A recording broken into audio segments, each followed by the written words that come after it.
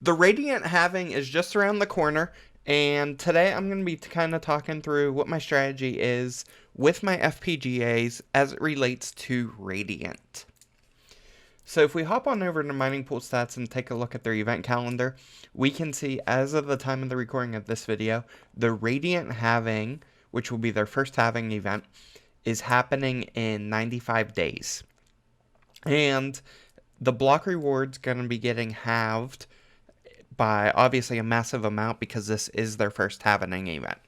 So it's going to be going from 50,000 coins per block to 25,000. That's a massive drop off. And I have quite a few FPGAs. And so I decided that I'm going to take 6 of my FPGA cards, which are basically 2 E300s, 3 of the VU35Ps, and 3 of the VU33Ps, and I am going to throw those on Radiant solo and see if we can hit a couple solo blocks before the halving event happens. And so if we're talking about hash rate, what that currently looks like is there's been a dip in reported network hash rate. So we can see the pool hash rate went from around 51 terahash down to 48. So we've got a drop of about 3 terahash. We do still have 70 on the network. So there is a substantial amount that are most likely FPGA farms mining to their own node. And if we hop on over, you can see I've got 2 E300s. Right now, I've been mining Ironfish on these, 2 unminable, and getting paid out in Bitcoin, which has been a really good strategy because Bitcoin has kind of dipped down a little.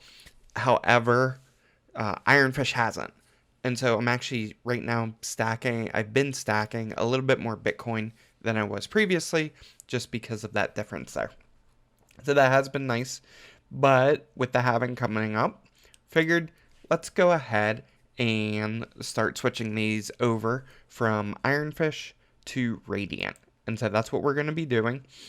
And if we take a look at the charts that Osprey has provided, again, I'm going to be using 2 Osprey E300s for this test and kind of keeping an eye on, and I'll probably do periodic updates on where we are with finding the blocks. I believe our estimated block, if we hop on over to my calculator, so these are the hash rates that I get for all these coins. I plugged Radiant in. This is my first time trying to mine Radiant with these E300s. So we'll see how accurate this is. But I basically took the information from these 2 charts. So if we talk about the VU33P, I plugged in 4.71 gigahash. Yes, it's not the best efficiency, but I have 5 cent kilowatt hour cost on my power, and it's only 370 watts for the VU33P, and that's all 3 cards combined. And on the VU30P, it's only 530 watts. So we're looking at 10.89 gigahash plus 4.71 gigahash. I haven't verified these numbers yet. Obviously, these are also before the dev fee, so keep that in mind. If we hop on over to the calculator, we did plug those in, and so that equates to 15.6 gigahash at 900 watts is what we should be getting. And once I actually tune the FPGAs, will validate that those numbers are right, or we'll adjust them accordingly. But as of the current calculations, it shows us getting around 3,391 Radiant a day. That means we should hit a solo block in 15 days, give or take there. And so that's what we are obviously aiming for, is sub 15 days on the blocks. So at this point, I'm going to go ahead and get the FPGAs configured to hash, and I will see you guys back when we get those configured and the bit streams are up and running, and we can validate the hash rates that we are achieving.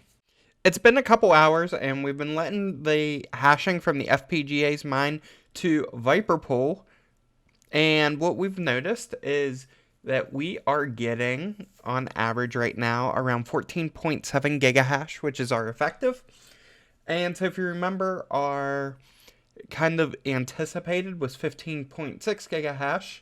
And if we deduct the 15% fee off of that for the bitstream, we should be averaging around 13.26. We're actually getting 14.7. So this is really good.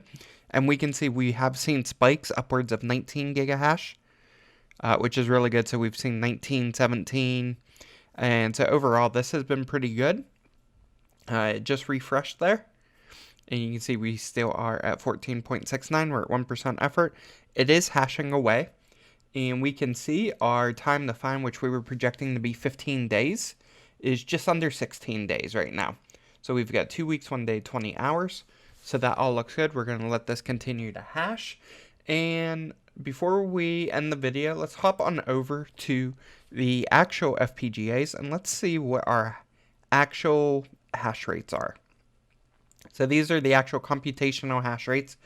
And on the VU35P, we were expecting to get 10.89 gigahash. And it looks like we're actually getting around 11.1.